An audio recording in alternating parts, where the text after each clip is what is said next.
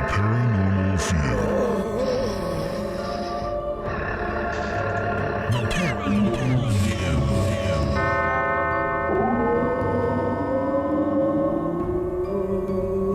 The Paranormal View.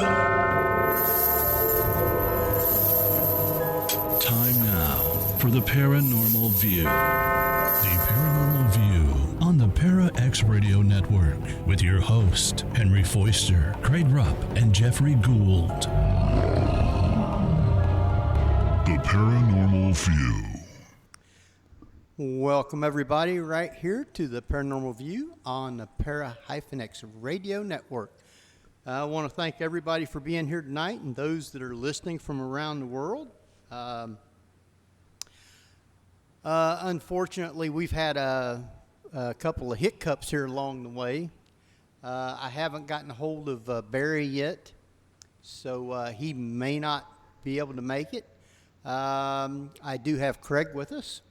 Are you there, Craig? Hey, everybody. All Thanks right. for joining us. And Jeffrey is at a convention in California, so if he makes it at all, it probably won't be until toward the end of the show. So with that, tonight's show is just going to be a gabbing type thing.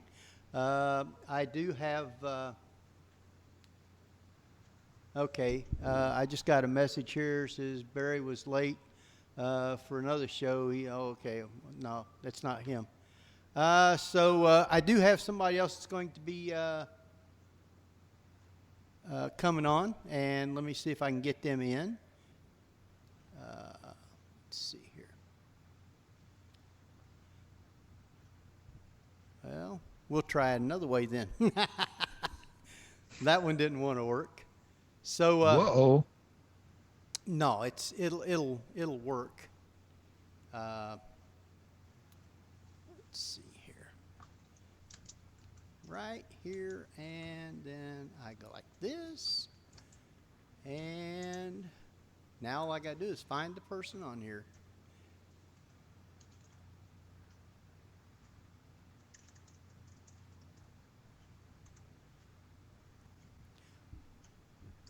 All right, now we can continue on with the show, I think. I hope so. Yeah, should be in just a minute anyway, so waiting for them to answer. Until then, we will maybe have some other guests. So what do you want to talk about, Henry? Well, we got different things we can talk about. I know you said that you got a couple of people that you've got lined up. So hopefully that'll come through. I hope so. Yeah. Yeah, I have a good one. I'm not going to make any promises right now, but I think everybody will like the guests that I have lined up. Let's see. Are you on yet? Mm-hmm. Ah, the mystery guest. Mm-hmm. And who might this mystery guest be? Guess. Yeah, I'm going to let Craig guess. Craig probably don't even know. Let me see. 20 questions now. 20 questions. You get 20 questions. And if you're out there in the chat room, you can also make guests if you'd like. And if you're not in the chat room, come on over to para-x.com. Okay, the chat room's saying Marla, so I assume Marla Brooks. Oh, man. Did I give myself away that easily? Oh, my God. The chat You must have. I'm not even in chat yet. Jeepers. So much for being a woman of mystery. Yeah, I Gee, think everybody, boy, just jumped on that one right away. Damn. I'm not doing something right. If a witch can't sneak in unannounced, come on. This is a bad thing. Man, I tell you, that's pretty bad doing that. But I want to thank you for taking the time and stepping in here for a little while. Hopefully, Barry might make it a little later. So We're just waiting.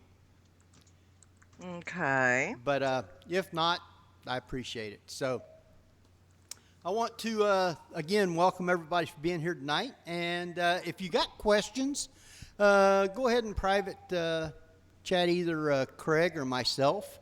If there's something you'd like for us to talk about that I have no knowledge of, I can fake it.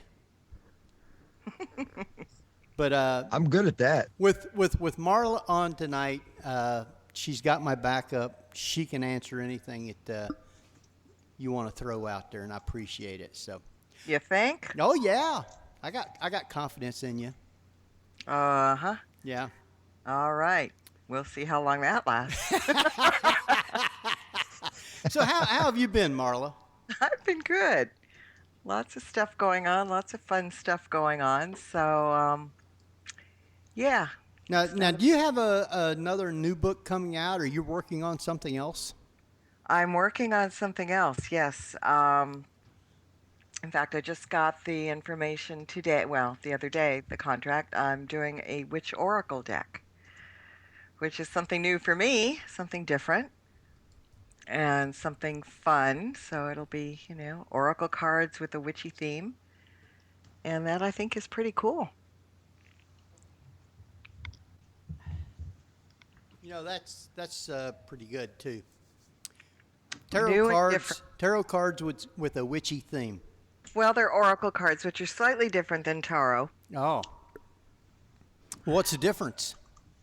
First of all, the number of cards in the deck to start with. The Tarot deck has 72 cards. This has 42 cards. And I think it's a little bit more user-friendly, I think, because with the Tarot you need to learn all those cards, reversals, regulars. So 72 is what, 144 or something that you need to learn. This will be easier. And then you don't have to do with the Oracle deck. You don't need to do all the different spreads like the Celtic Cross spread and all that. So it's kind of, it's maybe this is a good way of saying or not, but kind of like a starter if you're interested in getting into Tarot, kind of maybe a starter to work your way up. So it's almost like a canasta deck, right? I don't know what a canasta deck looks like. That's a card game. It's got like two or three decks together, Yeah, I've heard the name, but I've never played canasta. Never played the game. So. You don't know what you're missing. Hey, I like cribbage though. Marla. Go ahead, Marla, Craig. I'm supposed to ask you where you hide the LED lights in your Marge Simpson hair? Tell Tim as long as he asks the question, he can answer it. Uh-oh. Yeah. Just saying. Now, Tim's also feeling a little under the weather, too. He is. He's a sick boy. So, since Tim is under the weather, what kind of magic would you use to kind of send him a healing? Well, he's a great magician himself. Now, can you do it on yourself, though? Yeah, oh, sure. You can. I mean, like Reiki, you can Reiki yourself, and yeah, you can. It's not that difficult. But I think some of these things just have to run its course, and I will send him healing, and I normally do. And when I had my run-in for weeks with the virus, he was sending healing, and he and Nan were also sending Kleenex, cold medicine, cough drops, everything I needed. So they kept me good. But I think they have their own stash now. But yeah, it's just time and patience to get over this. Yeah, that's. And if it makes him feel good to think about the LED lights, so be it. If that'll help heal him, I will, find a new place to hide them, and let him figure it out. The way that the weather has been, it's a wonder that everybody's not sick. I mean, we can go 2 or 3 days here and the temperature's in the 30s or even 20s, and then jumps right back up the next 2 or 3 days, and it's up in the high 40s and low 50s. Mm-hmm. And I think all year we've had a total of maybe a little more than 2 inches Not much more, but normally we get like 22, 23 inches a year. So I think it's saving itself for March. It's going to catch us off guard in a big way. I think Dave is I going to hope catch not. it. Dave's supposed to get a bunch of it tonight. Kentucky. I just don't associate snow with Kentucky. Mm-hmm. Well, I was talking to someone in London a couple of weeks ago, and he was telling me that it was snowing there. And London fog, London rain, but I never thought it snowed in London for some strange reason. Oh, yeah. I guess I'm out of the loop or something. All of England that I know of gets snow. Really? Mm-hmm. Yeah, see, that's how much I know where my ancestors come from and all that, and still don't have a clue. Especially up toward the north part, up toward Scotland, and they get quite a bit. I'll be darned. I think that is neat, but just still odd to me. Sorry.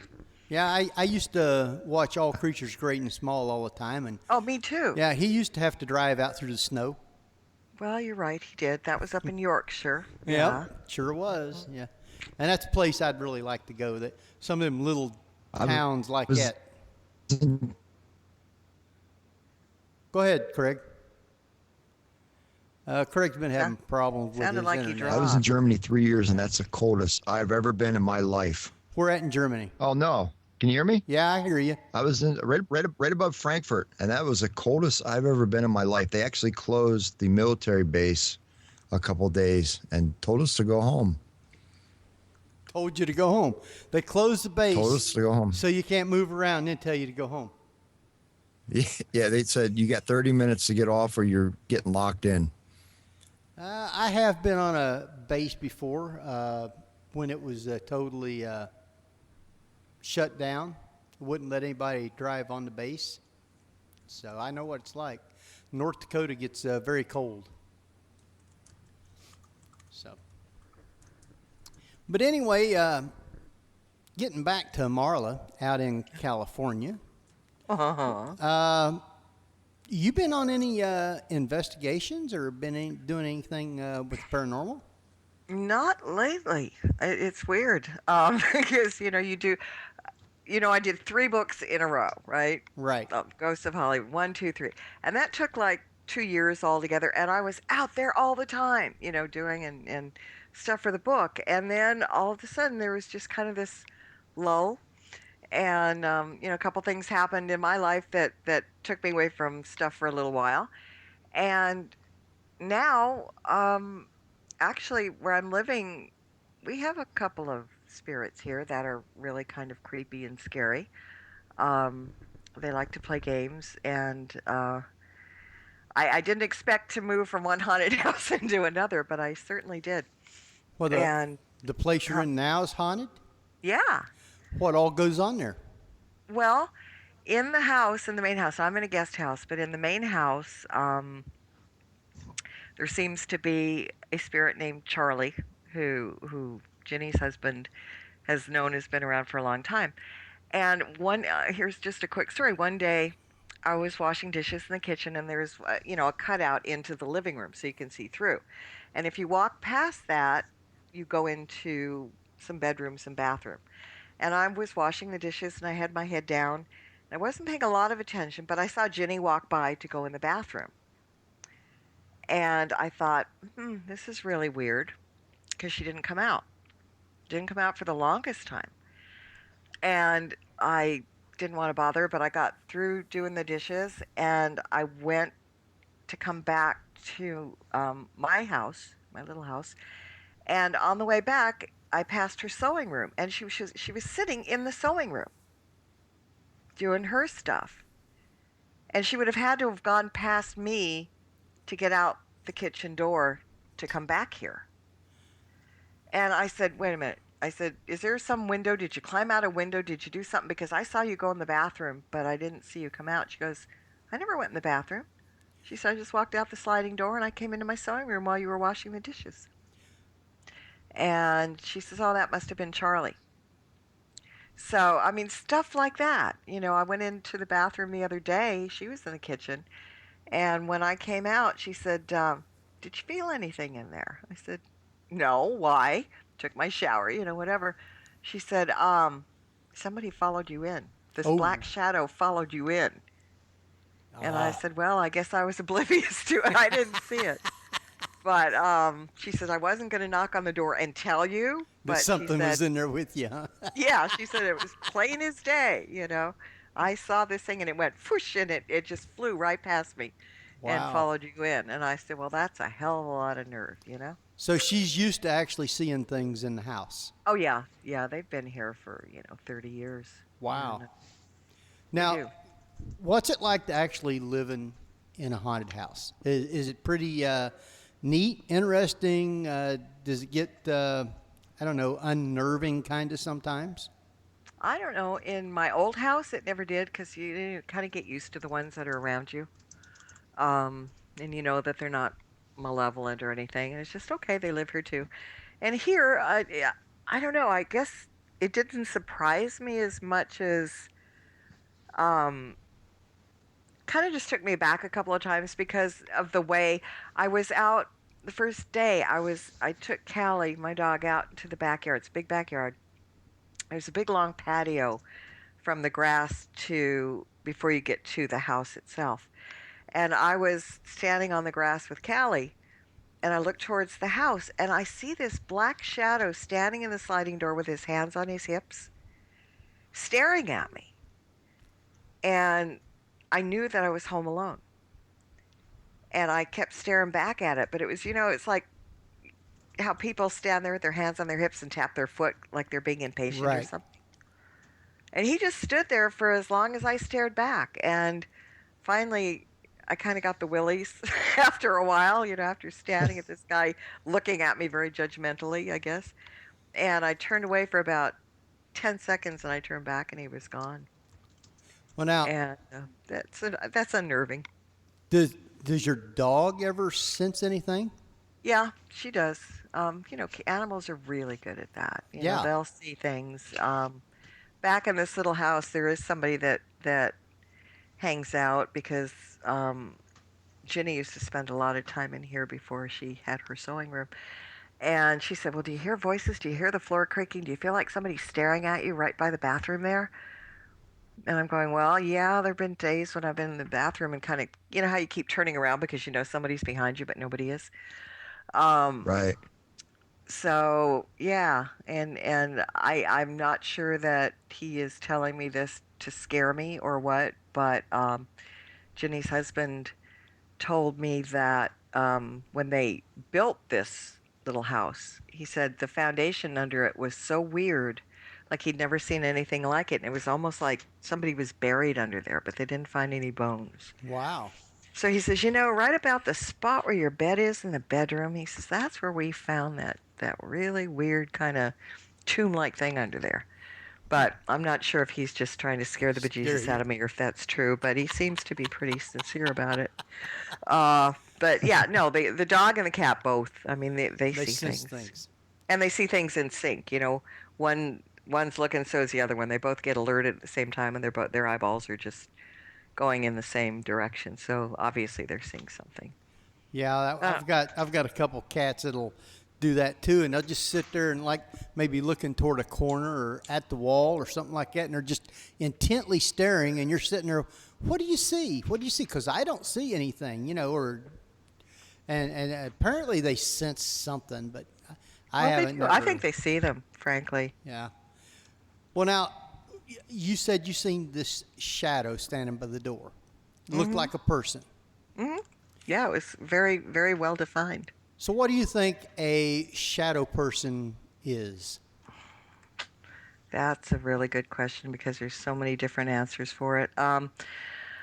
I don't think it's necessarily a bad spirit. I think in my opinion, I just think it's some spirit that hasn't quite learned to manifest completely, to turn itself, completely so that we could see it. I think it's kind of a halfway between here and there kind of thing. I don't know, but I mean, there's so many other theories. Now, being a shadow person, they're dark. How can something dark show in the dark, you might say, without any kind of light? Because usually you got to have some sort of a light coming in order for you to be able to see a shadow. Yeah, but I think it has to do with like what's the word I'm looking for? Not texture, but depth or something.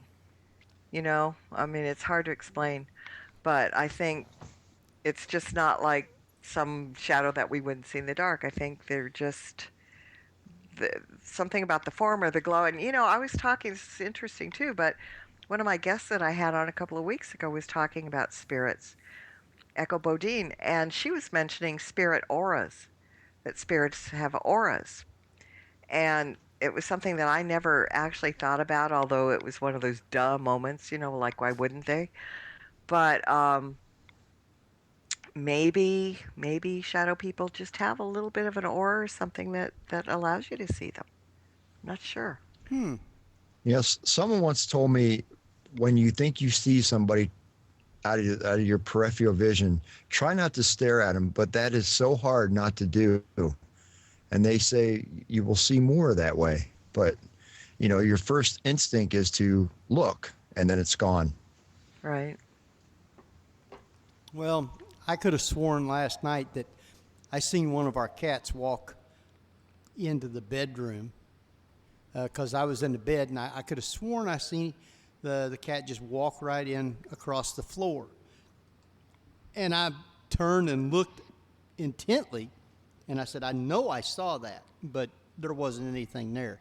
So I think we might even have one of our old kitty cats out wandering around or something. Oh, animal spirits are around just like human ones. Oh, yeah. And maybe even more so. I believe so. We have 2 kitty cats that has passed, and we had them both cremated. They're sitting in tins down in our curio cabinet downstairs. So it's very possible that they're still out wandering around here.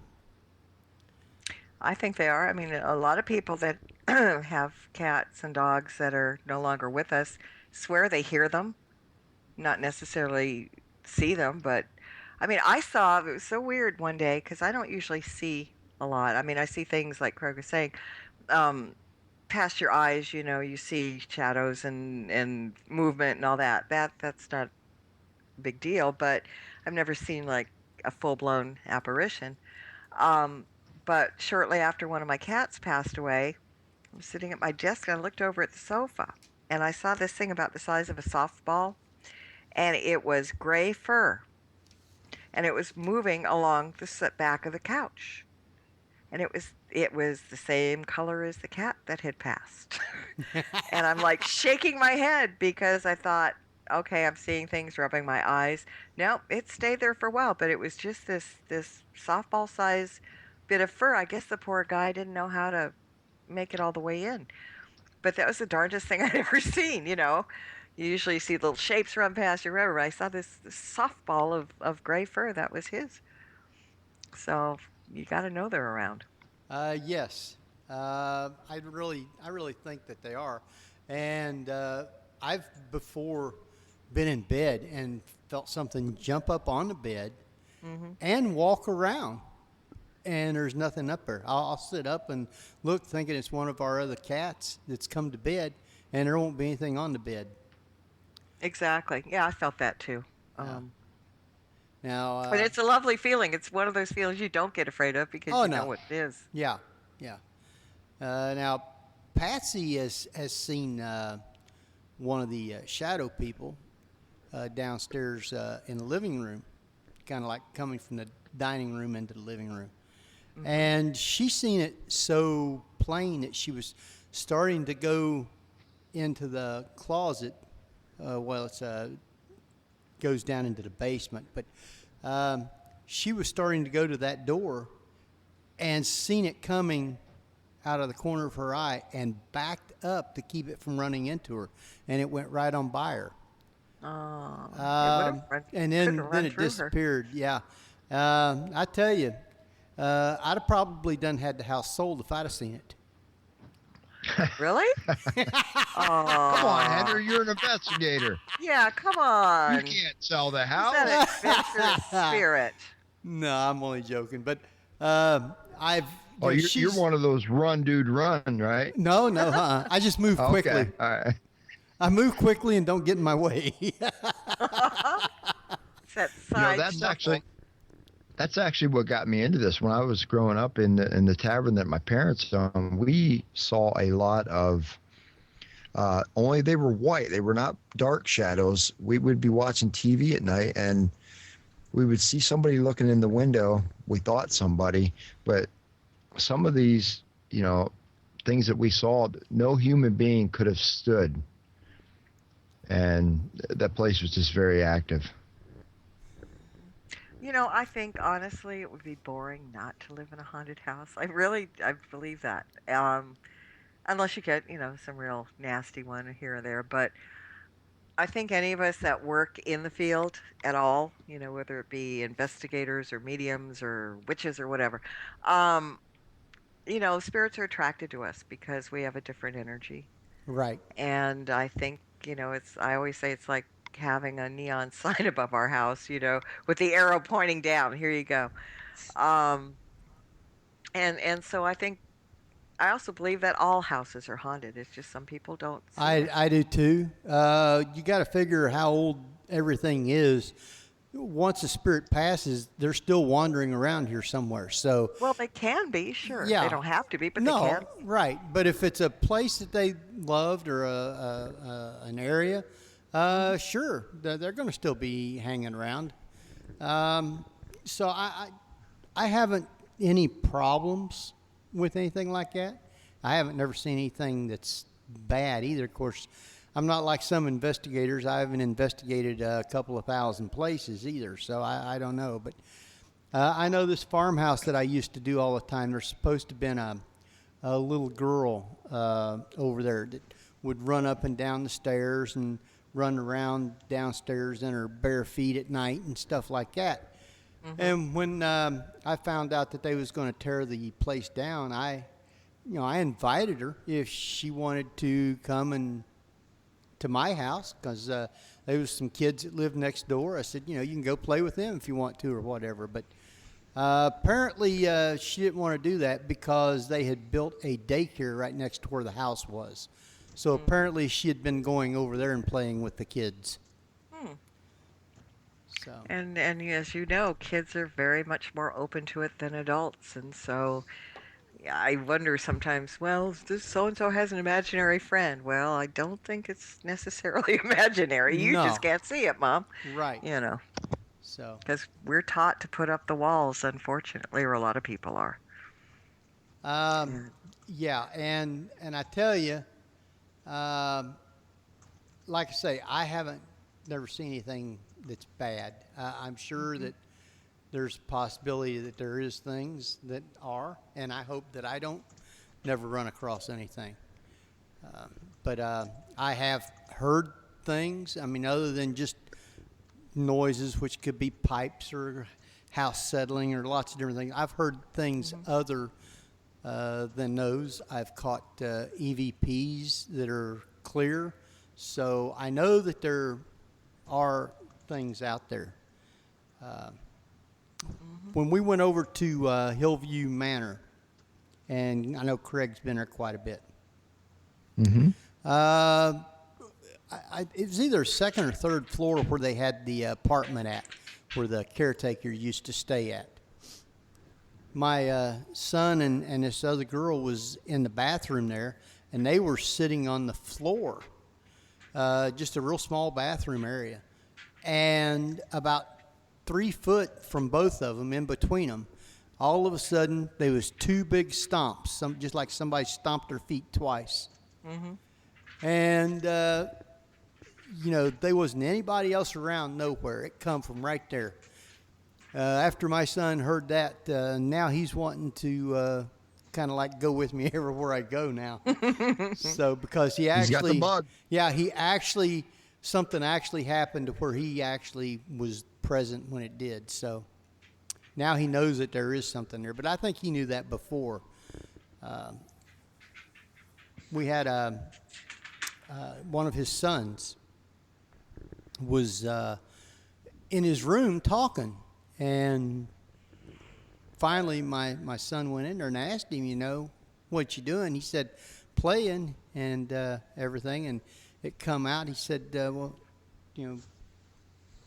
who you talking with? Or because he just thought he was playing, and he said it was Marissa, and he said, who? He said, Dad, your sister. Well, that kind of really threw him for a loop, because he didn't even know that he had a sister, because she was born and died before he was born. And I take it back. He did know that he had a sister, but we had named her Linda. And he was telling me that story, and I started laughing. And I said, well, I'm going to tell you something. That was the name that we was going to give your sister, but when she died, we give her mother's name just in case we had another kid. We was going to use that name again. So how his son knew that can only be one reason. Somebody was in there playing with him. Yeah. So. Yeah, things like that are not coincidence. And they can't be made up when they're right on the money. That's true. Well, Scary. I think what we'll do is we're going to take a quick break, and we'll come up with something else to chit-chat. Can you stay a little while longer, or Sure. do you have to run? Yeah. Okay. Well, that sounds No like problem. a winner. That means I don't have to go out here and try to find somebody else. You start passing the plate or something? Is that what it? Bribery. Gotta love Right. live radio. Yeah, that's the way it goes sometimes. We've though. all been there. So, Craig, you know what you get to do tonight? I have a pretty good idea. You get to do all the honors I'd tonight. like to thank I'd like to thank everybody for tuning in with us tonight. We have Marla Brooks on the show, and I thank her for joining us tonight. You're listening to the Paranormal View on the Para X Radio Network. We'll be right back. Whether you're listening at home, at work, or anywhere, thanks for making Para X part of your day.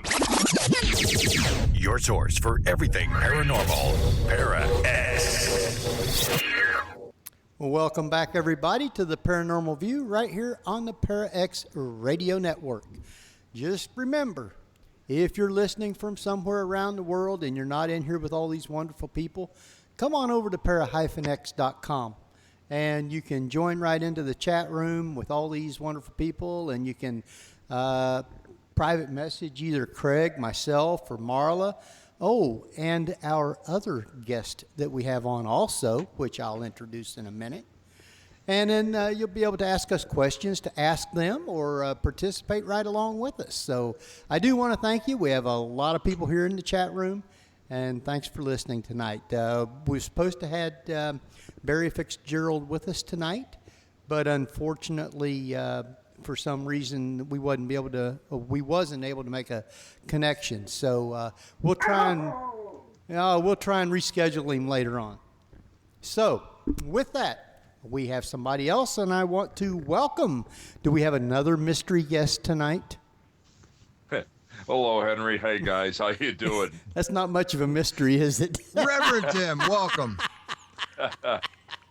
You guys can tell by my melodious voice tonight that I'm just a little under the weather, but I thought I'll call you guys up and see what's going on and jump in on this luminous conversation with what's going on at Marla's house. Oh, yeah. Yeah, well, instead of sitting there putting barbs in the chat, you could just say them to my face, right? Well, that's what, big brothers are for. You know that, little sister. Oh, yeah. I've got the suit of armor and the chainmail to keep away a little bit. Listen. It wasn't my fault that you were Miss Kit Kat of 1989. Oh. And you still wear that blue hair.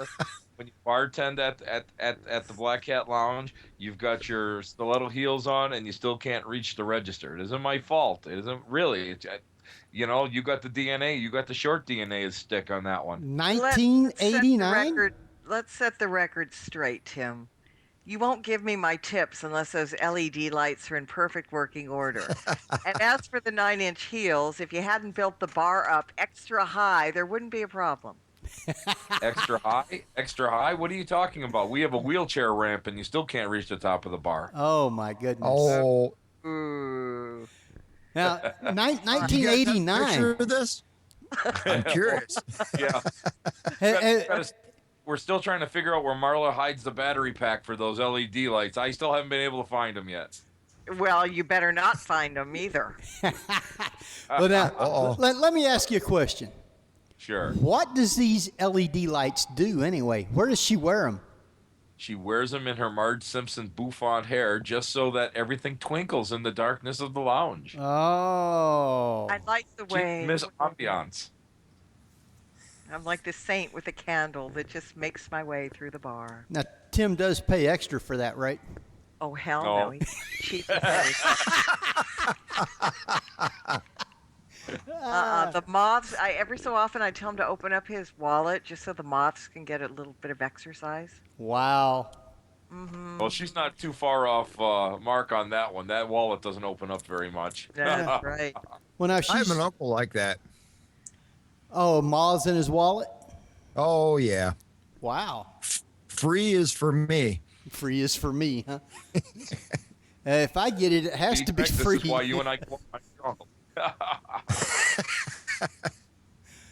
Now, I do have a question that's come in from the chat room, and it's from Nyla. And she wants to know, Marla, have you seen any of the Hollywood ghosts in the houses or in the cemeteries? You mean the famous ones? Any of them. Hollywood, famous. Well, I mean, guess any they'd have ghost to. that's in Hollywood's a Hollywood ghost. Yeah. However, I would assume she means the famous ones. It's really strange because we went to a lot of different locations. And what we kind of came up with were regular, everyday people. No particular celebrity showed up to wave at us or make their presence known or anything. I mean, we did seances. I have a good friend of mine, Victoria Gross, is not only a witch, but she's a psychic medium. And she was picking up on a lot of people, but there wasn't anybody that, we'd run after with an autograph book. They're here for sure, but we didn't run into any of them actually. So now you carry an autograph book to get a ghost to sign it? No, but it sounded good. They're just, it just wasn't, I don't know. I think, there are more people than celebrities out there. And I think, when you're investigating places, you are going to just find everyday run-of-the-mill people as opposed to, I mean, we went looking, we were at places where celebrities did hang out a lot and stuff, but we didn't come up with any. Well, now, maybe you should carry the book and carry one of those little pads of ink. Maybe they could touch the ink. You mean invisible ink? Well, Oh, okay. no, just, one of them little pads of ink. Maybe they'll touch it with their finger and then put their fingerprint kind of like on the book. Oh, that's a good idea. Yeah. Not bad at all. Actually, they used to do something like that back in the early 1900s with hot wax. You would know. You were there. Oh, little sister. Just remember one thing. There's only 3 years difference between the two of us. So if I was there, what does that make you? But anyway, they used to go and use pads of warm wax where the spirits would go and do an imprint. They've also done partial castings. And there's a couple that a lot of them were frauds. But unfortunately... or actually, fortunately, they can't prove. I think there's 3 or 4 of them out there that are just really, they don't know what to make of them. So, yeah, that's always a different way of doing it. That's old school. I like your thinking, Henry. Well, it's something new. I mean, it's not that hard to touch a pad of ink and then touch paper. So that might be something new. That would probably be pretty much like spreading baby powder out on the floor. Exactly. Exactly. And speaking of baby powder, at the Knickerbocker, we actually did get something pretty crazy. They always said there was a little girl that looked out one of the windows, and that's a Knickerbocker Inn down in Linesville, Pennsylvania. And there was a little chair sitting there, so we did spread baby powder on it. And sure enough, we were all downstairs. We were having dinner. Everybody was down there. Everybody was accounted for when we went back up there. There were small uh, footprints in there. It's the only time that I've ever actually seen that happen. So the stuff works. We just can't explain why or how. Well, now, Sometimes old school's better. You know, you got all this high tech equipment, which costs God knows how much money. Sometimes the simplest things seem to work. Especially when you say cheap. Right. It worked really good, Craig. I have a whole toolbox just full of cheap. well, you know, Dollars is my friend when it comes to paranormal investigation. But did you wait for the sale on baby powder before you bought it? What do you think, Marla? Of oh, course, It was a redundant question, I know. I Tim- don't buy anything at retail. You know that. Tim probably reuses the baby powder. That's what they Man, make but- family dollar stores for. You don't need to wait for a sale. You just go, everything's a buck. That's it. And it's wonderful. Well, now, I think sometimes we kind of like outsmart ourselves trying to come up with all these gadgets and electronics devices. And a lot of times you might have the stuff and use it for years and years and years and never actually catch anything. All these cameras, how often do we actually catch something on a camera? Henry, you got a good point there, because a few years ago, from a celebrity that we will not go and mention his name, Dave, I bought one of those paranormal puck, Bill Chappell's work. I'm going to tell you what. People seem to get really great results with that, or the Ovilus, and that. I have gotten nothing but run of the mill. I mean, it's just one of those things. Hack shacks, anything that's been hacked into. During the session, I mean, I'm like, oh my God, I hear this, I hear that.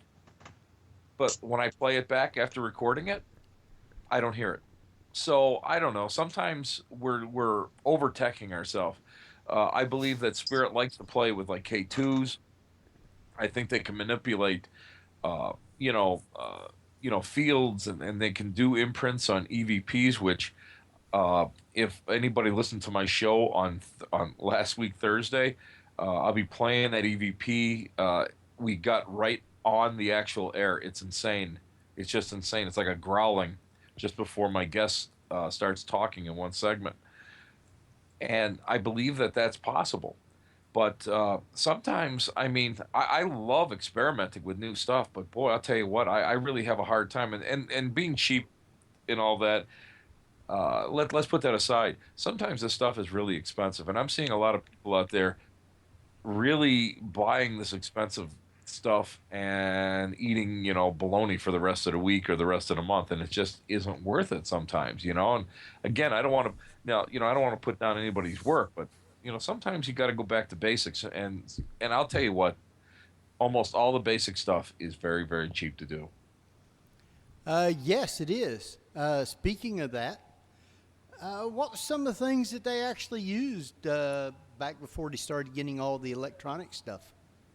Well, basically, I mean, if you were talking about seance, I mean, a lot of the seances were fraudulent, and a lot of them were fake. That's the first thing that got me in trouble with the spiritualist churches up here, because of my outspokenness of it. But what they used to use is they used to, basically they used the human body. And a true seance, you sat in a closed seance with the same people at the same time every week for the same time, for same amount of time. And you did it for months. And you regulated your own vibrations.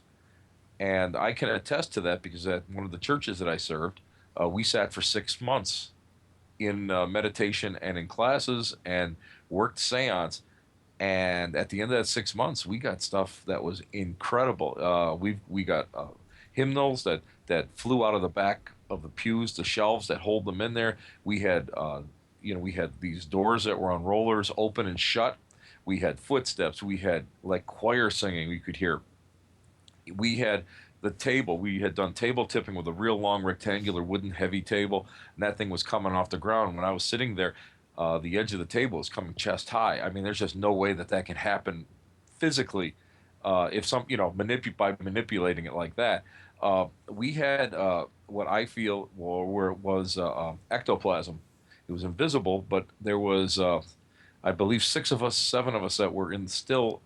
We started off with 16 people, and it whittles down pretty quick, especially when stuff starts to happen because people get a little freaked out at physical phenomena. And what happened was you could put your hand into what felt like cotton candy that was surrounding this area in front of me.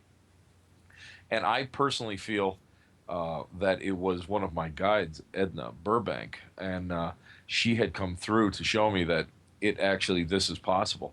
So it took a long time. So that's one of the basic things. You just regulate yourself. But dowsing, I'm a big dowser. I love dowsing.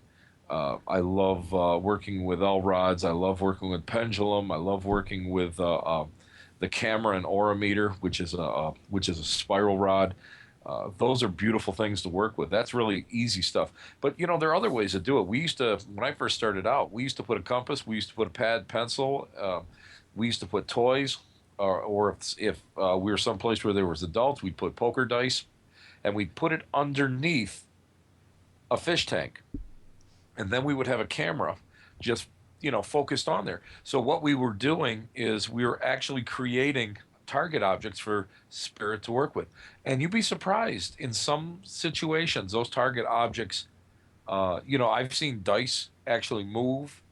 We've had in non-photographed experiments where we came back and there was a scrawl, like a little, like somebody just took the pencil and just doodled on the paper, and yet it was underneath the fish tank, and there was nobody in that room at that time. So, I mean, we've had some pretty neat stuff, low tech.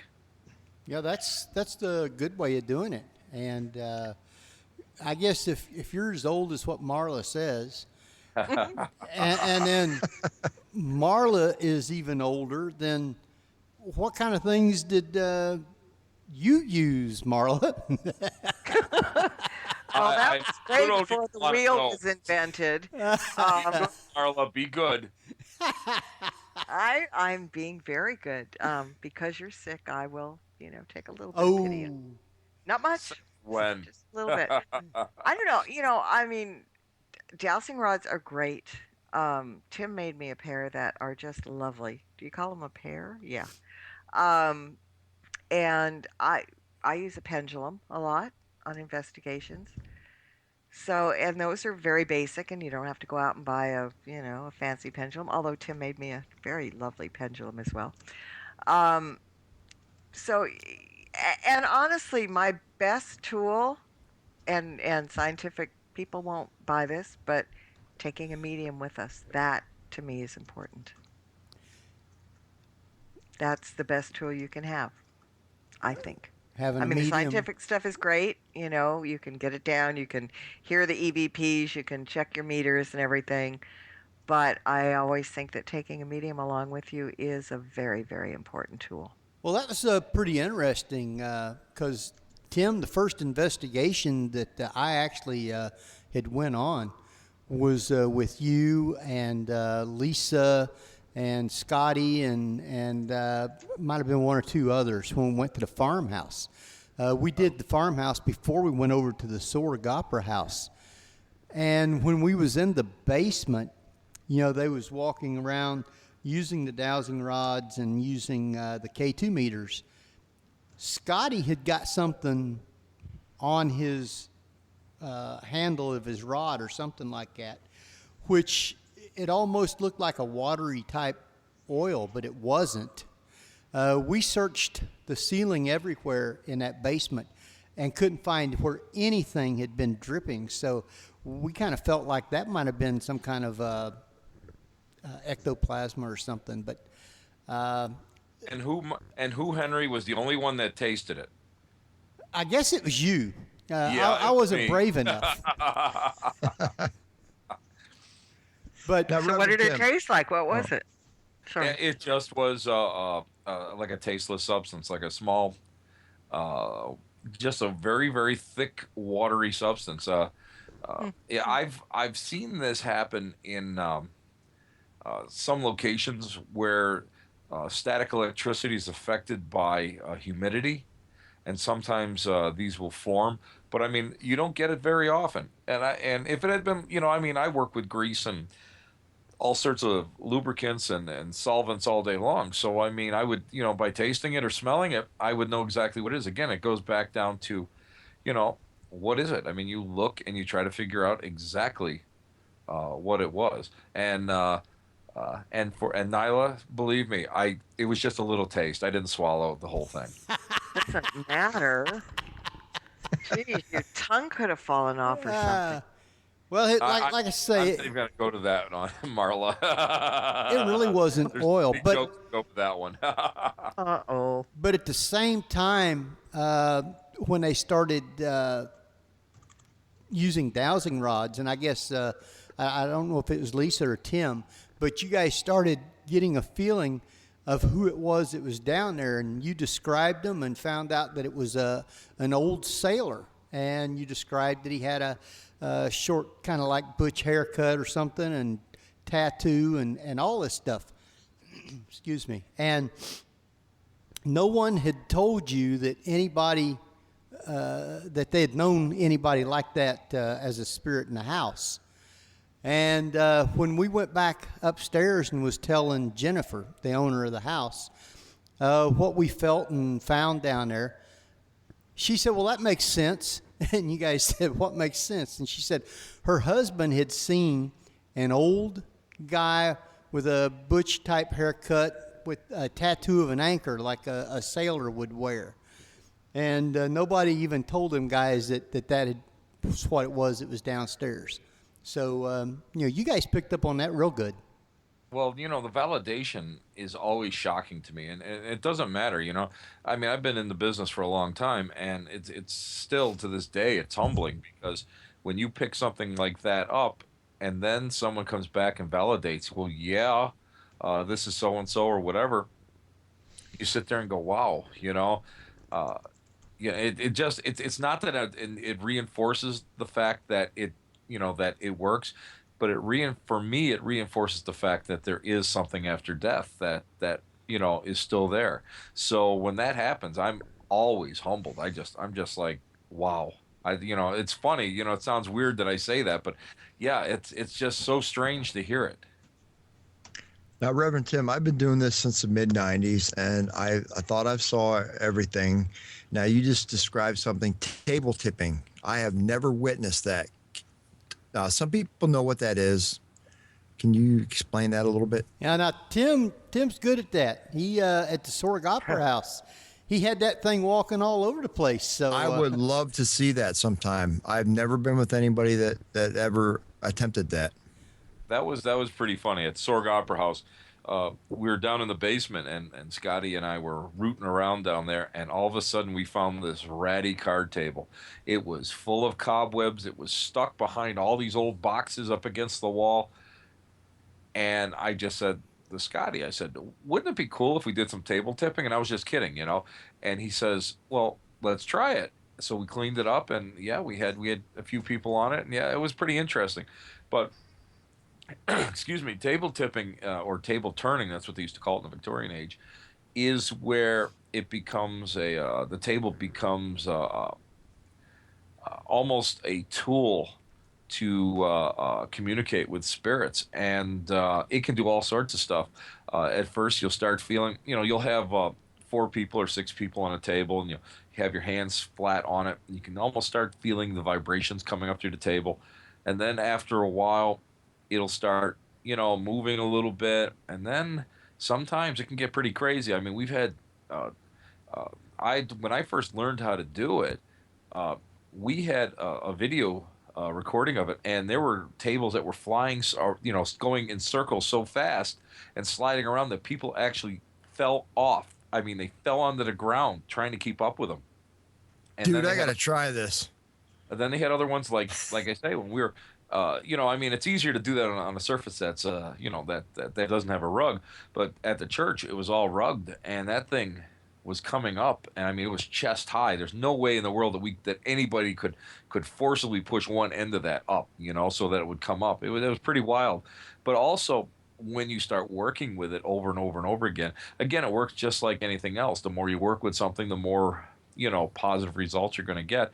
You can actually get legs to start tapping out yes and no answers, and you can actually do the alphabet trick with it too, where you go A, B, C, D, and it'll, and a leg will pop up, and it'll spell out names and words and sentences. It's a pretty neat thing. It's one of the first.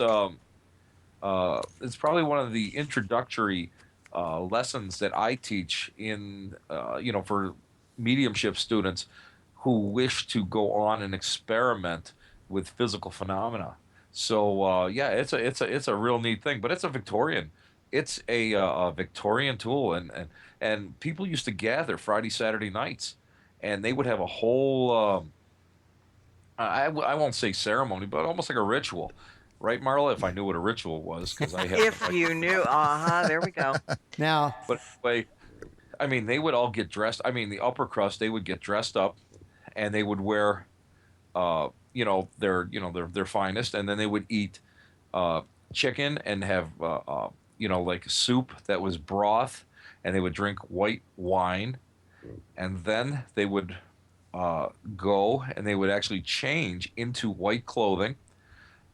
And they would have they would sit and they would sing songs, and sometimes they would sing religious songs or silly songs. But the idea is you sing songs for everyone to go and equalize your vibrations during open seance, where you get a lot of different people in there. It's a technique to do that. So you start off with some old time religion songs, and then you go into crazy stuff like row, row, row your boat, and everybody starts laughing, and joy and laughter raises the vibrations.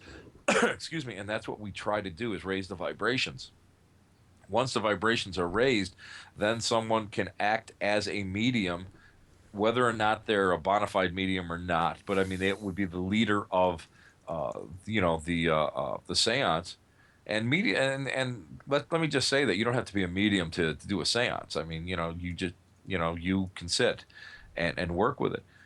But and then, sometimes the table will levitate, or the table will start doing the table turning, or you might start getting things, seeing things out of the corner of your eyes, or in the old times. I mean, I still have a bell that I use. Knock it over, let it go, and trigger objects around you. So there's a lot of stuff you can do, and I also have what they call a spirit trumpet, and that's a tin.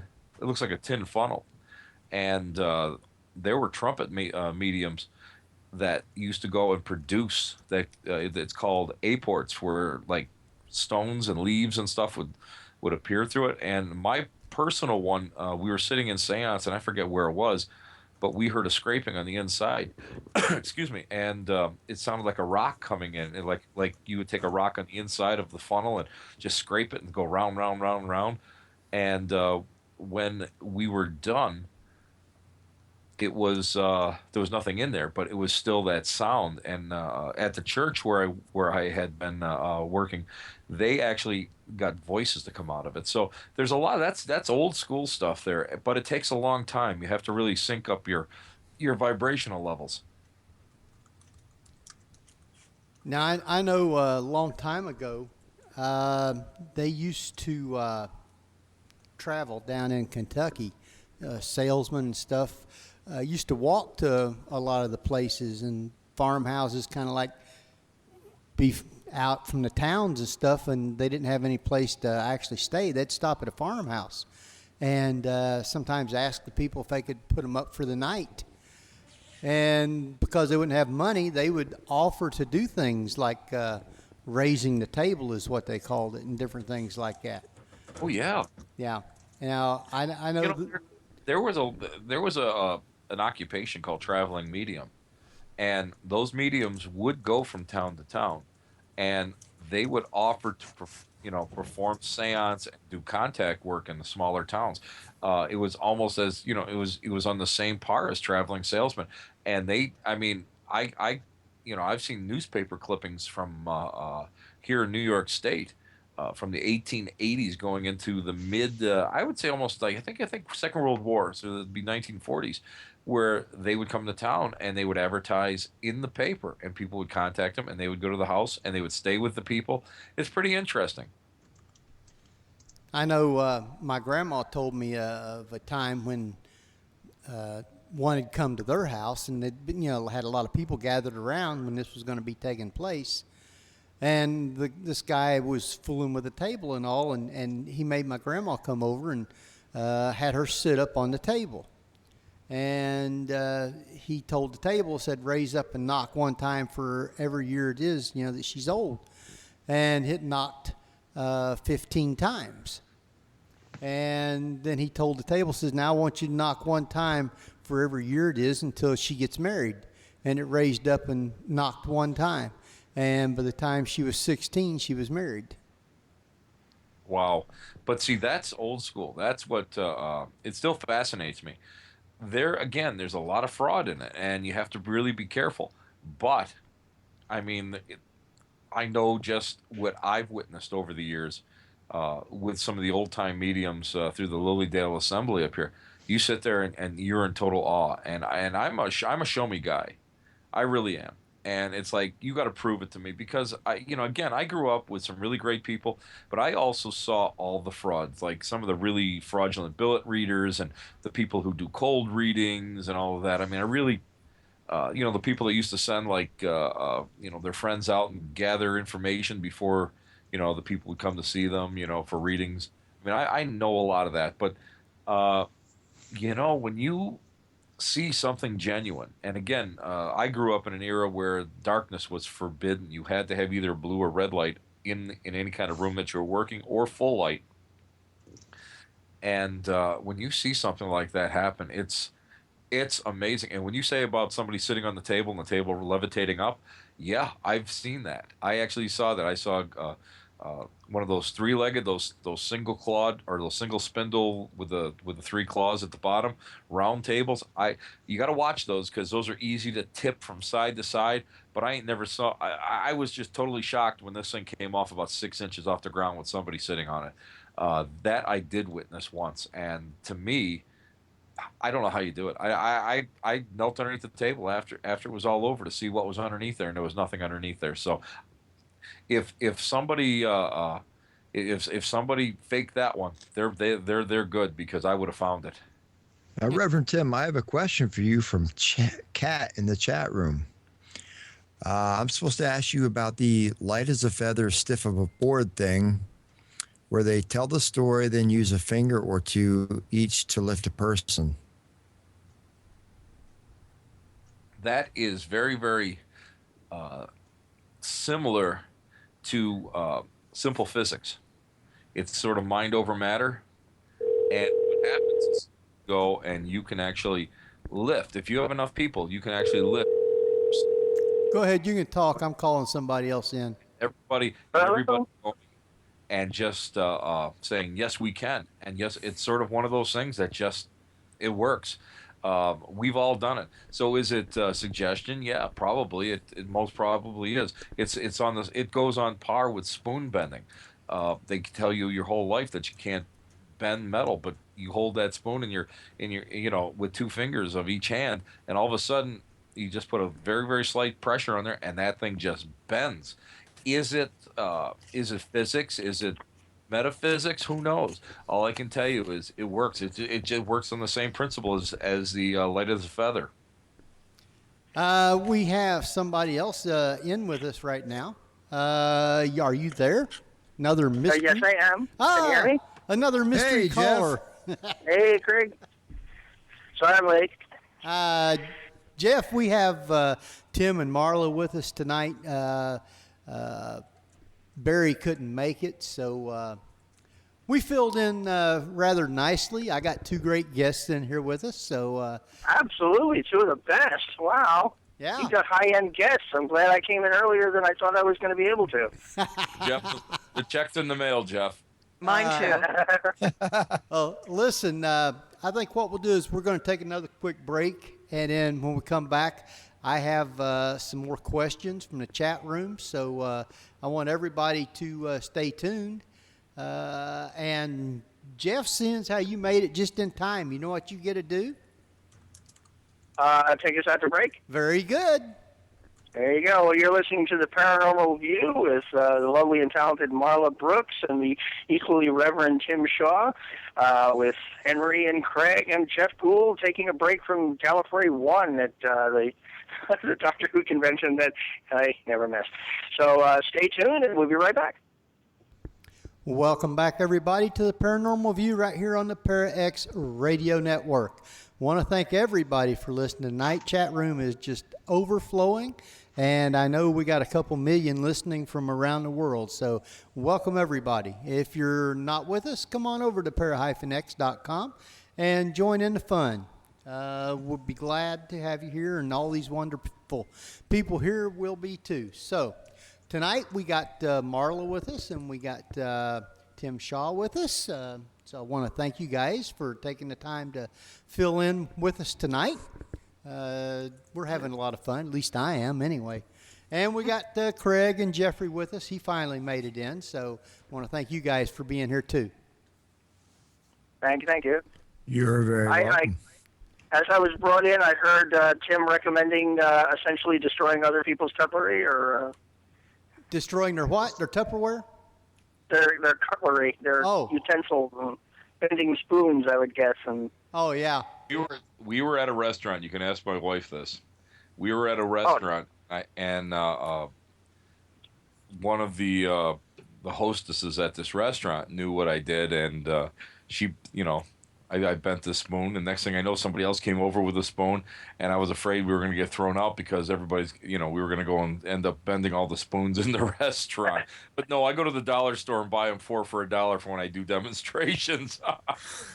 Oh, you can bend a 99-cent store metal spoon. You can bend just by looking at it, pretty much, or scooping out a little bit of tomato soup. Oh, expensive. Oh. No, that's the type of tomato soup that you're eating there. That's that Popeye super stuff. Well, Tim, we had somebody in the chat room wanting to know about you and Marla, about your, I guess, best paranormal experiences that you guys have had. So why don't you tell each one, or each one of you guys tell it. All I'm going to say is being on the air with Tim is a paranormal experience.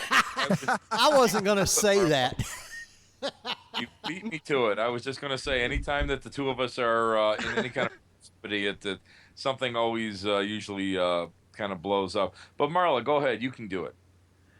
Oh, I don't know. I mean, every day there's something going on. I mean, it's not like... going out on a ghost hunt and having something happen. I kind of think, and Tim, you'll probably agree with me, that this is just kind of normal stuff for us, in a sense. I got to agree with you on that, because everybody knows how much I hate the dark.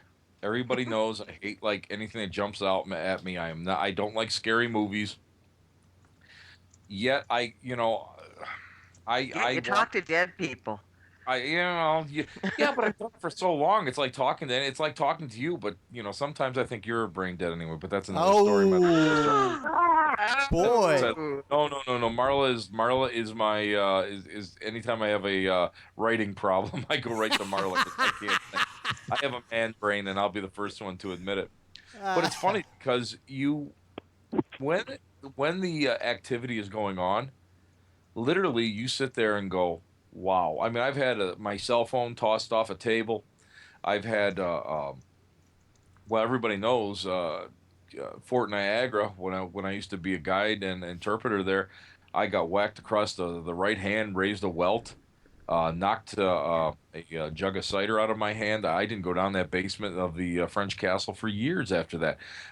When it's happening, you stand there and you go, wow, this is really interesting. But what really messes you up is later on when your logical mind kicks in. So when your brain tries to make sense of it, that's when it really screws you up. Now I saw an apparition in my mother's house, went to sleep, and I was running a night crew at a supermarket while I was in college. And at the time, it wasn't scary at all. I was like, wow, this is cool. But at night, it freaked me so badly that I used to have a guy for a while walk around these catwalks with me because it freaked me so much. But I still say, and Henry, that when we were up at Waverly, and I thought Erin Hamilton, one of the listeners from up in Canada, Right. She was, I swear to God, she was in my peripheral vision in ambient light, walking with me. I could hear her footsteps, and she disappeared. And I went, "Where is Erin?" And Mike Lauk from Alaska, who pops in here, he's like, "Where is she? Where did she go? Where?" And I mean, she just disappeared like that, just out of the blue. And we called out, and she was actually ahead of us. That was crazy. And then when one of the guys in our group said, oh my God, I got a burning in my back. I said, don't touch it. Don't touch anything. And he had equipment in both hands. And I pulled up his shirt, and there on his back was an 8-inch scratch. And as I had the flashlight on it and watched it, it turned from a scratch into a welt. It was very similar to what happened to me across my hand. And I joked with him. I said, "Hey, welcome to the Punch Scratch Club." Right. Because a lot of it. I mean, I've been poked, slapped, pushed, things like that.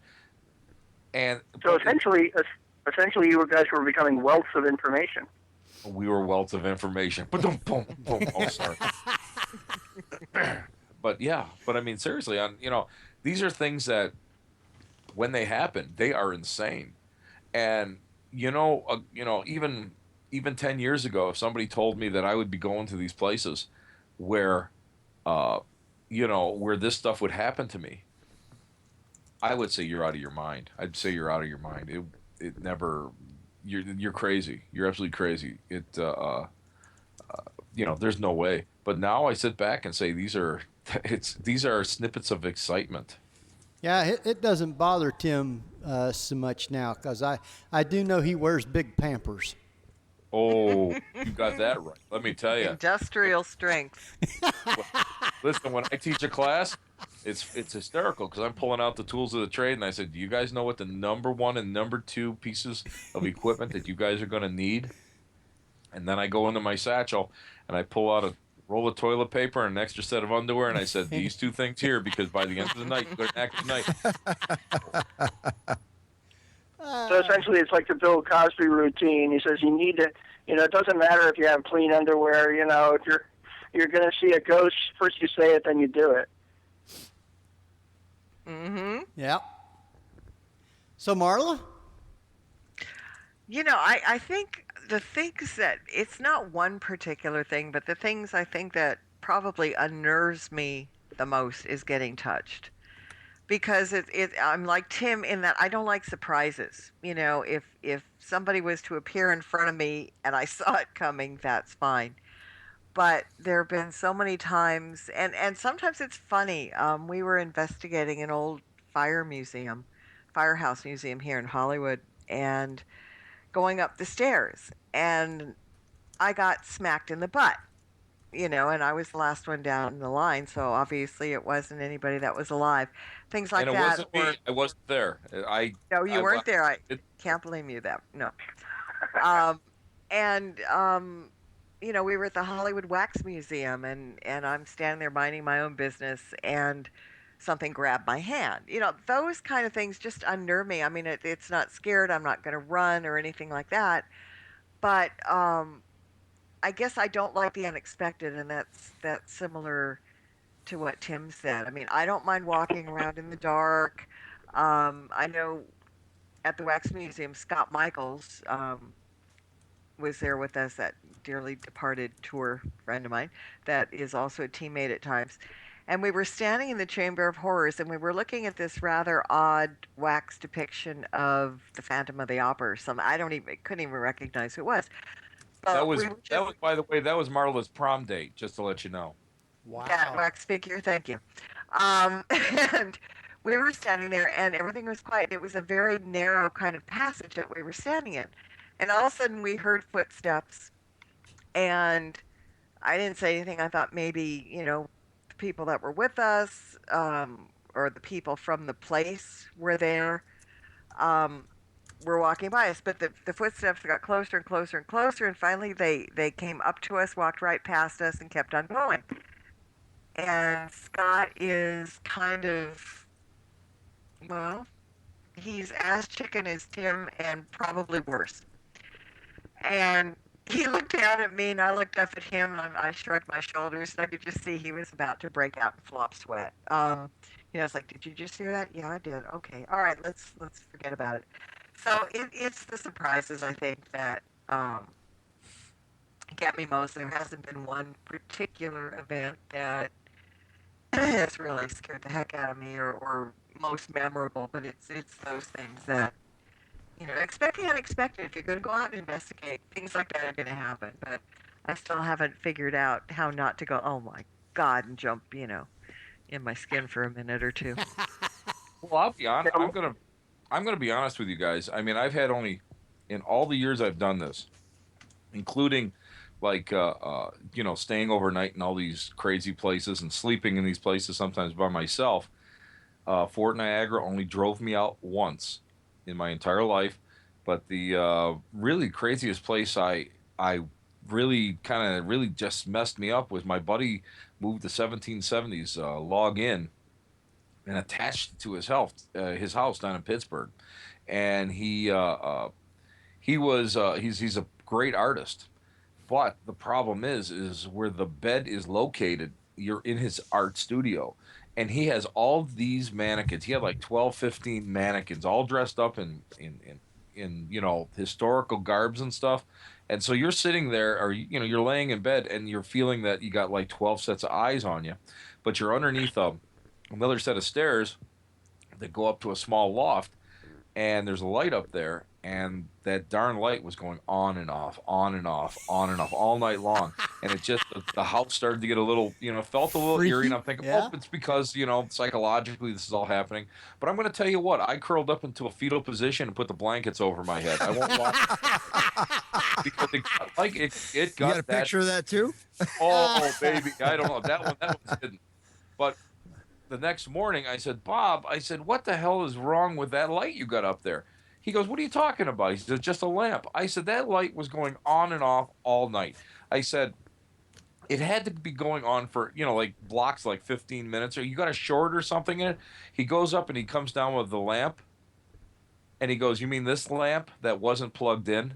Oh. And wow. I'm going to tell you, I didn't, that was the last time I stayed in that, in the cabin. I after that, I said, you know what? I will sleep outside on the lawn or in my truck before I sleep in there again. Oh man, I'd have been upstairs and I'd be like, what the heck is going on up there? I'd go up there just to make sure it wasn't like a cat moving something or some logical reason. I'd be up there trying to rule out what it might be. I used to do that until I went up to go up in one of these places, and the old adage that comes out: be careful what you look for, so you may surely find it. You might find it, yeah. Sometimes I feel that I just want to leave things alone, and I just thought, once I was in the fetal position underneath the blankets, I thought, well, I can still get at least 4 hours of sleep. My brave brother. Yeah, right. I want to go ahead. I was going to say, back east, I had a friend named Bob who he and his sister Karen went to Ringwood Manor in northern New Jersey, which is one of those revolutionary sites and everything. And they were going around, and it's open to the public, but I don't remember if the second floor is actually open to the public or if it was like he just sort of went up the stairs to see and he went into the room, and he just had this overwhelming that feeling he shouldn't be there. I mean, it was literally get out kind of a feeling. He's like, okay, that's just weird. And he went downstairs and he went to his sister and just said, go upstairs, see what you think. And she went upstairs and came down saying, wow, something really doesn't want anyone in there, does it? But that's you know what I think it is. It's not so much the noise, like at Fort Niagara. You know, when we used to stay in the castle by ourselves, you would get used to hearing footsteps. You'd get used to hearing doors slam. I mean, that's just part of it. So, I mean, it never really bothered me. But all of a sudden, it's a feeling. It's the best way. It's like the barometer takes a dive, and all of a sudden you get that everything just feels like it's changed, and the air is heavy, and uh, it just feels aggressive. I think that's the best way to describe it, is aggressive. And I've had that happen a couple times at Fort Niagara, but the time that drove me out of there, the footsteps started to get more agitated up on the second floor, and you could hear it. And of course, me being an idiot, I yelled up there. I said, "Will you shut up so I can sleep?" And it stopped. And then all of a sudden, it got worse and worse and worse. And then another door slammed up on the second floor. And of course, I'm in total darkness. I have a fire going. That's all I got. And I heard boots hit those stairs coming down. Excuse me. And I'm going to tell you what. Feet don't fail me now, because I was down that hallway and out the door quicker than you can imagine. But it was that feeling. Excuse me. It was that feeling, that oppressive feeling that just said to me, "I'm not going to mess around here. I'm going to respect you, and I'm out of here." Yeah, that was what Tim told me over at the Sorg. He said just one thing to remember: don't get in my way. That's it. If you see me That's the around, old, keep up. like Man. they Try say, to keep up. he doesn't have to worry about outrunning the ghost. He just has to worry about outrunning you. That's it. And if those Pampers move, just be careful you don't slip, okay? Oh, yeah. Oh,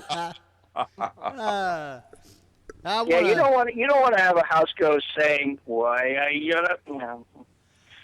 I want to thank everybody tonight listening from around the world. We have people in the U.S., the U.K., Canada, and that secret 6 other place.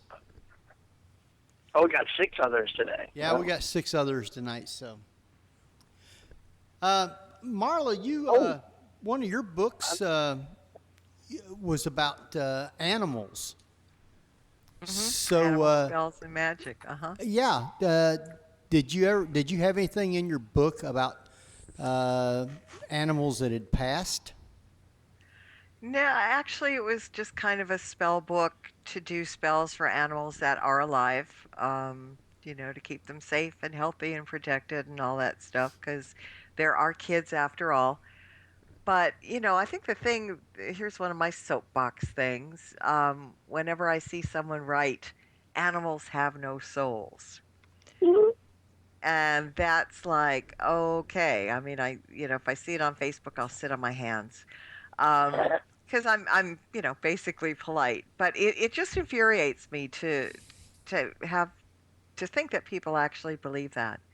Because I think animals are the most soulful beings on this planet, And, but animal spirits, I think, are around a lot more than people believe. Animal ghosts, there are countless stories of animals being there in times of crisis. They're like little crisis helpers and things like that. And I mean, what a lovely kingdom they live in, and we're lucky to share it with them. But as far as the book goes, no, it was just basically spells to keep them safe. Talk about animal superstitions. Talk about keeping them healthy, and a certain Reverend Tim Shaw and his dog Ebony were featured in a big chapter that he wrote about animal Reiki, which is fantastic and lovely.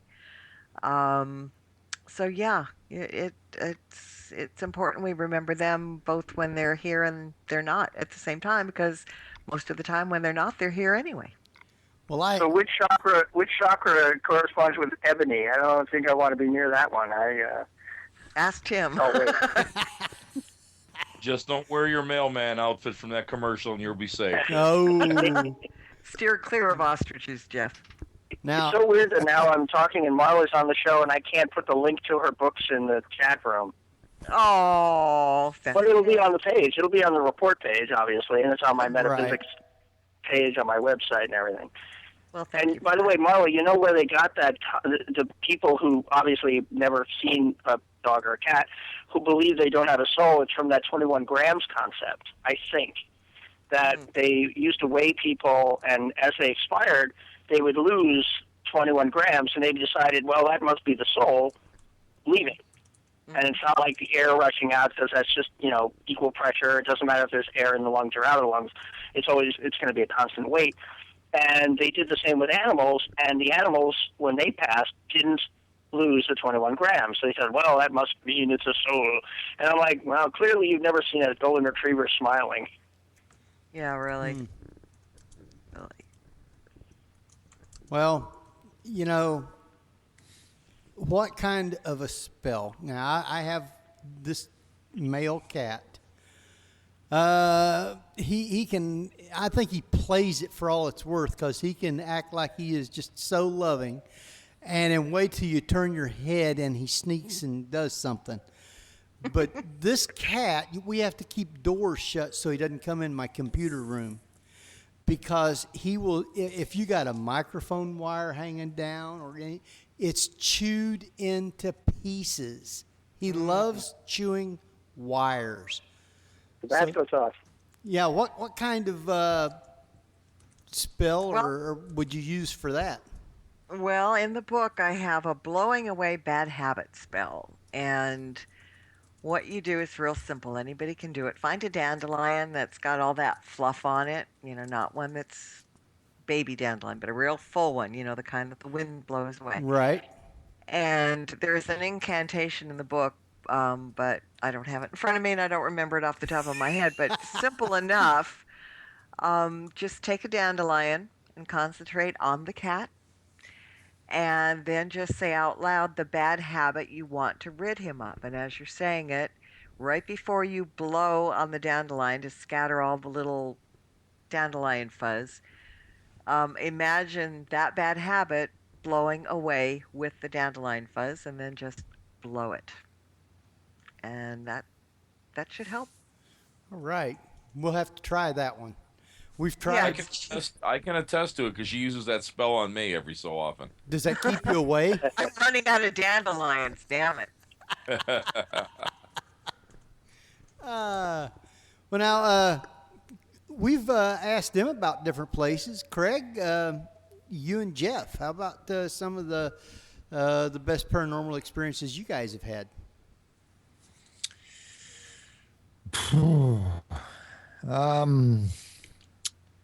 Hillview Drowning Manor. doesn't count.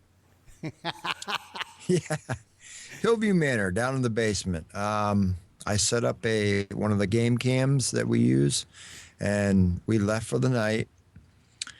Came back the next morning, and it wasn't there. It wasn't in the chair where I set it in the hallway downstairs. Shine my flashlight all over, and it wasn't anywhere around that I could see. And I'm like, okay, a bum broke in here. It's gone. I'm out $100. Another person who was with us said, hey, it's down here, down the hallway. And when I looked at the pictures, when I got home, I downloaded the pictures. The last picture that was taken while I was sitting on the chair was taken at exactly 6:00 a.m. And that's when they said the maintenance guy came into work. Wow. And we tried to recreate how that camera, there's no way I could have got that far just falling off the chair. And So the maintenance guy isn't the guy who moved it, though. No. The maintenance guy died a long time ago. Oh, okay. But he reported to work every morning at 6 o'clock. Well, So that's just cam doing I'm it. just saying it's take it how you want it, but that was just insane. So now you That know to place set is up crazy. two game cams facing each other. Then at 6 o'clock, you can only pick up one at a time. Well, yeah, I'm done. I'm kind of done buying this paranormal equipment, so I'm. Craig is following me now. Good boy, Craig. But if you go to Hillview, all you have to do is go to the third floor, sit in the nurse's station in the dark, and Reverend Tim, I don't know how long you'll last there, but you'll see and hear all you need to see and hear.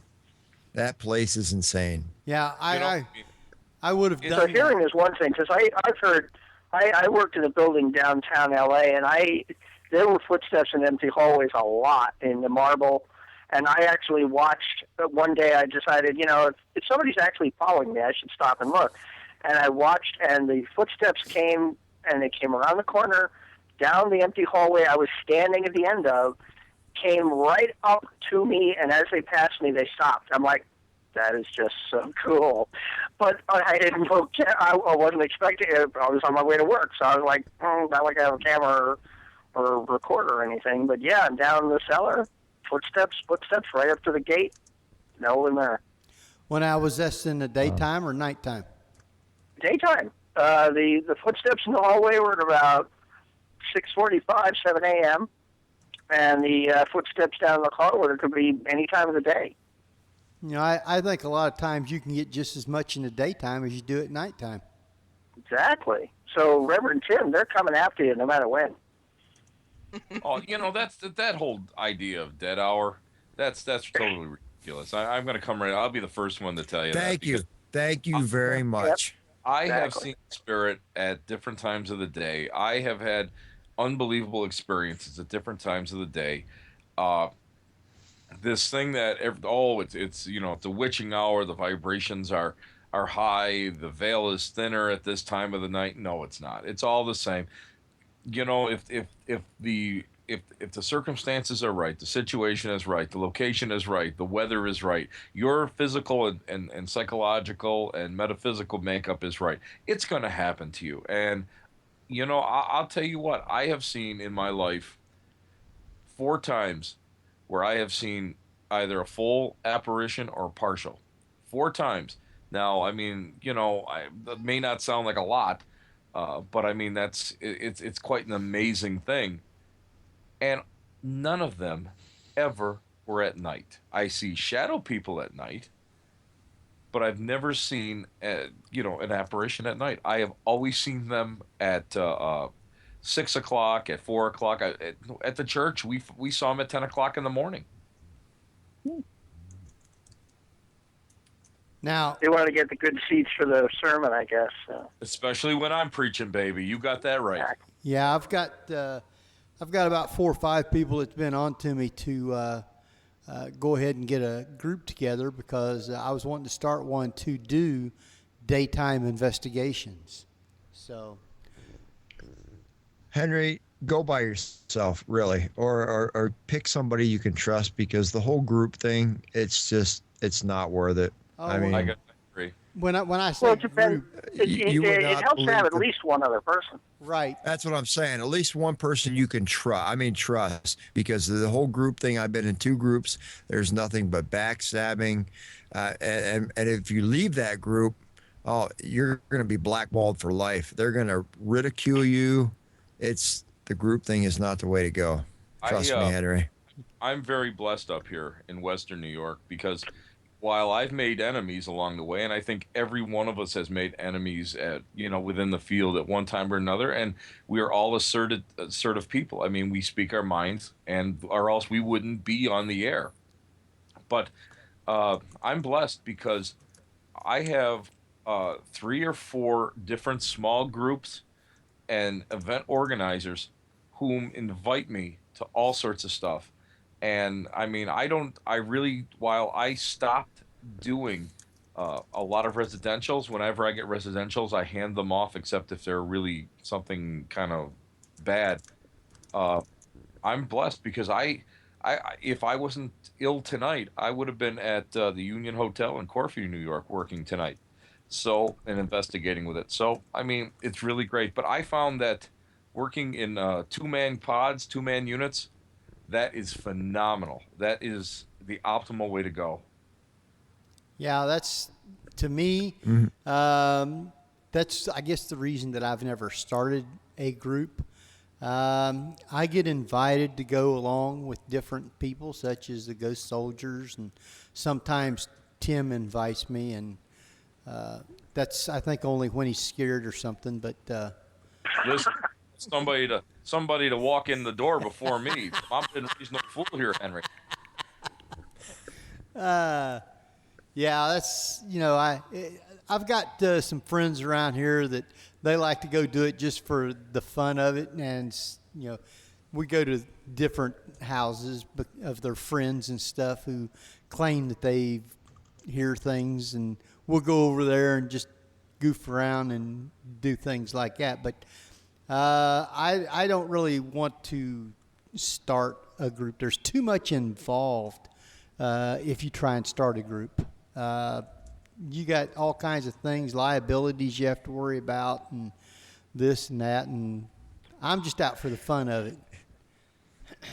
Yeah, and that's the way it should be, fun and serious when need be. But Exactly. other people, no, they want to be in charge. They want to be head of everything. So it's bad. Just Yeah. Well, but it's like that through everything. You know, you can go bowling and have the same thing, or you can join a coven. And Marla will tell you this. Will bear this out too, because she's a solitaire. I mean, the churches are all the same. You know, the spiritualist churches, all the covens are the same. It's all the same. Groups and other people are great to learn from. Don't get me wrong. As a medium instructor, I believe that you should always start off with a group, because the group mentality and the dynamic will help you learn and help you develop confidence. But after a while, there comes a time, and my students all know it, and some of my students hate me for it, because I'll kick you right out of the nest. I don't care. I can teach you, take you so far, and that's going to be it. But it's for their own good. And that's why I also believe that along the way that I learned so much, because I had a thirst for knowledge, where I decided I was going to do X, Y, and Z. And other people said, well, why are you going to take this class with this person? Why are you going to do this? Why are you going to do that? And I listened to myself, and it was the best thing I ever did.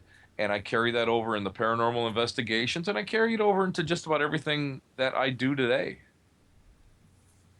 And if you want to learn, here's my advice personally: get books by John Zaffis, Rosemary Ellen Guiley, people who have been in the field a long time, and read the books. Don't go by people who watch TV shows and, I can do that. I can go buy that, and then let's go ghost hunting. Right. It's totally the wrong way. Right. Education is the key. Knowledge is the key. I would not attempt seance. I would not attempt trance work if I hadn't gone and really studied and read good, solid people, or worked with good, solid people. And that's what's very, very important. Too many people right now are just like, they just want to get out there and do it. And I can just say, take your time, have patience, and once you're ready and you learn enough, and you get good people around you, the sky's the limit, and cases and locations will just fall in your lap. And that's the absolute truth. That's absolutely the truth. And as much as Tim and I tease each other and poke at each other and all that, the one thing that we agree on most things, but the one thing that we both really jump up and down about are people who think they know it all without even opening a book or doing any sort of study, just placing a label on their forehead and saying, this is what I am, because like he said, I saw it on TV, I can do it. It's about study, study, study, no matter what you're doing, whether it's paranormal investigating, whether it's the craft, anything like that. You have to know where you've been to know where you're going. And exactly. So you have to study. Exactly. Yeah. I mean, you got to remember, you don't want to mess with this stuff, because, I may differ with a lot of people when it comes to demons and angels and all that. It's a question of semantics, basically. But the bottom line is, there's some nasty stuff out there, and there's some people that excuse me, in your own life that are just rotten SOBs. Well, do you think they change when they pass on, they go on the other side? No, they're still nasty SOBs. So you got to learn whether you're a sensitive or you're, a tech guy. You got to know what's what, because they lie to you. You got to know human psychology in order to know paranormal or metaphysical psychology. You got to be careful. And I can attest, I took something home with me once, and I don't ever want to do that again. Well, guys, our time has just flown right on by, and I want to thank Marla and Tim for taking the time to stop by and being with us. And Yes, thanks, Reverend Tim. Thanks, Marla. I want you guys. Thank you. Yes. I want you guys to stay on till after we get off, and we'll chat with you for a few minutes. Yeah,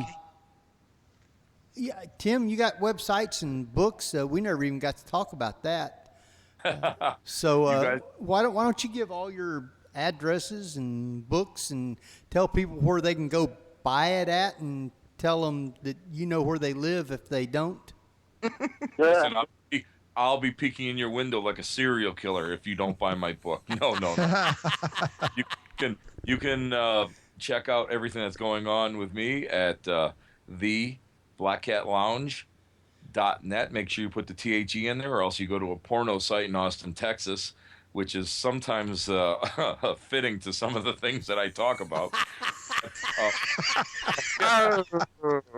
My book, Ghosts of Buffalo, is available through Amazon, and you can write to me personally.